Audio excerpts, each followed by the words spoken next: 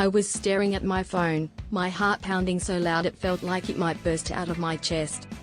The screen was dim, showing a bank balance that left me frozen in disbelief. $2.84. That was all I had. The heat of embarrassment crept up my neck as I glanced around the cafe, trying to act normal. My friends were chatting happily, ordering another round of drinks. I smiled weakly as one of them nudged me, asking what I wanted. My mind was spinning.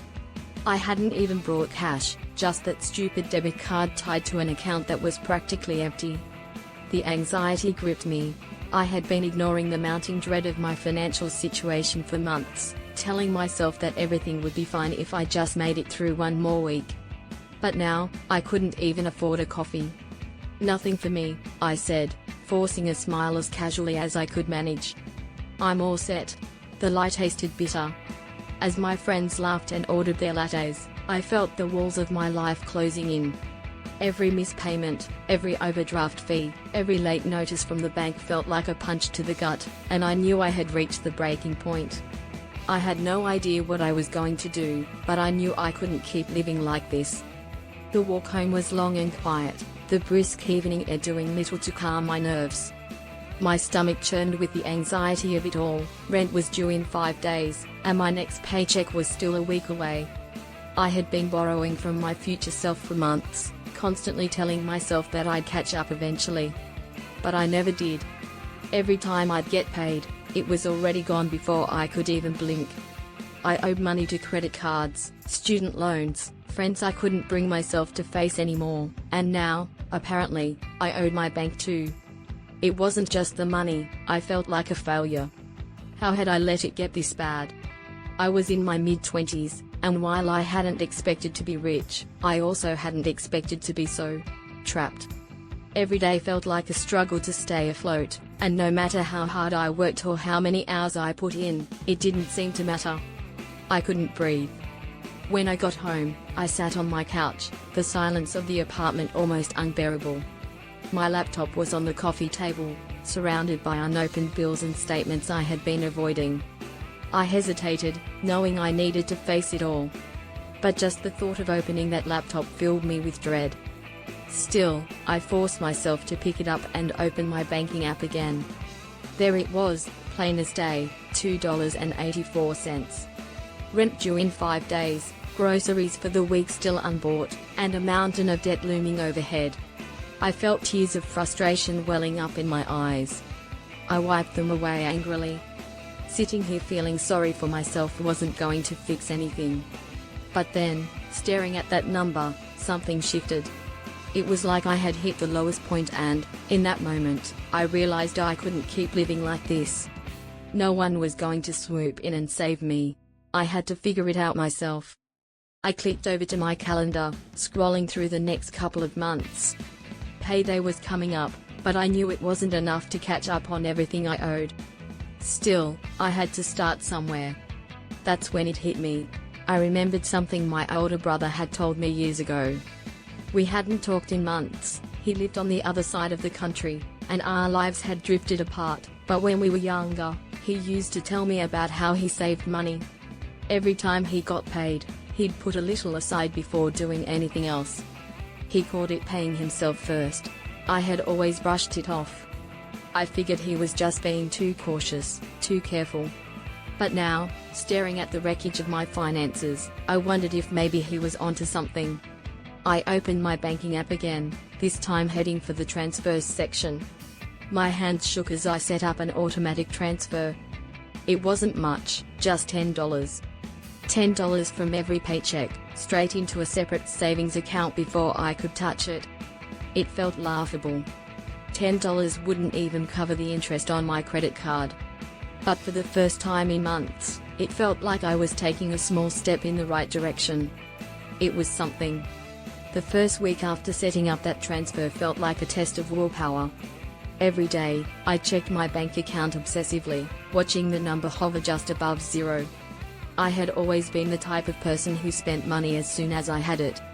Whether it was grabbing lunch with coworkers or splurging on something I didn't need, I had no discipline when it came to saving. But now, I couldn't ignore the fact that my reckless spending had gotten me here. I needed a fresh start, and I was determined to make it happen. When payday finally arrived, I held my breath as the automatic transfer went through. There it was, $10 in my savings account. It wasn't much, but it was the beginning of something new. I didn't touch it. I pretended it wasn't even there. A few weeks went by, and slowly, I started to notice changes. They weren't dramatic, but they were real. That automatic $10 transfer had forced me to reconsider the way I spent the rest of my money. Knowing that $10 was going to savings before anything else made me more careful with what was left. I started bringing lunch from home instead of eating out. I unsubscribed from all those tempting marketing emails that always seemed to lure me into unnecessary purchases. I even stopped going out every weekend, finding cheaper, more meaningful ways to spend time with my friends. It was like I had given myself permission to prioritize my future, even if it was in small, seemingly insignificant ways. One day, about 2 months after I had started paying myself first, something unexpected happened. My car broke down. Normally, this would have sent me into a spiral of panic. I would have rushed to put the repair on my credit card, further digging myself into debt. But this time, I felt a strange sense of calm. I checked my savings account, and there it was, $80. It wasn't much, but it was enough to cover part of the repair. And for the first time in my life, I didn't feel like I was at the mercy of an unexpected expense. I still had to juggle a few things to cover the rest, but that small buffer made all the difference. I felt in control, like I had a say in what happened next. And that feeling? It was addictive. Over the next several months, I kept increasing the amount I saved. First, it was $20 every paycheck, then $50. Each time I raised the amount, it was a challenge, but I found ways to adjust my spending to make it work. The changes were subtle at first. I stopped using my credit card for every little thing, forcing myself to live within my means. I got into the habit of checking my budget weekly instead of avoiding it. Slowly but surely, my debt began to shrink. And my savings? It grew.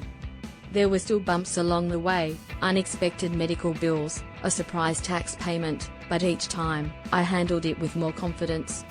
I was no longer terrified of every financial curveball. In fact, I started to embrace the challenge. A year later, I was sitting at the same cafe where it had all begun. This time, I wasn't embarrassed or anxious. My savings account had over $2,000 in it, a safety net that would have seemed impossible to me just a year earlier. I had paid off one of my credit cards completely and was chipping away at the rest. When my friends asked if I wanted to order something, I smiled and said, "Yes, please." It was a small thing, being able to buy myself a coffee without fear. But it was also everything. That moment represented freedom. Freedom from the cycle of debt and stress that had held me captive for so long. I had learned that the habit of paying myself first wasn't just about saving money. It was about shifting my mindset, taking control of my future instead of being controlled by my circumstances. It taught me discipline, resilience, and most of all, self-respect. Looking back, it wasn't the amount of money that mattered, it was the act of prioritizing myself. Of believing, for the first time in my life, that I deserved to build something stable, something lasting. That single habit changed my life in ways I never could have imagined. And now, every time I check my growing savings account, I'm reminded of the power of small, consistent actions. That's the real secret. Change doesn't happen overnight. It happens in the quiet moments, the small decisions, the everyday choices that, over time, add up to something extraordinary. And all it took to get started was $10.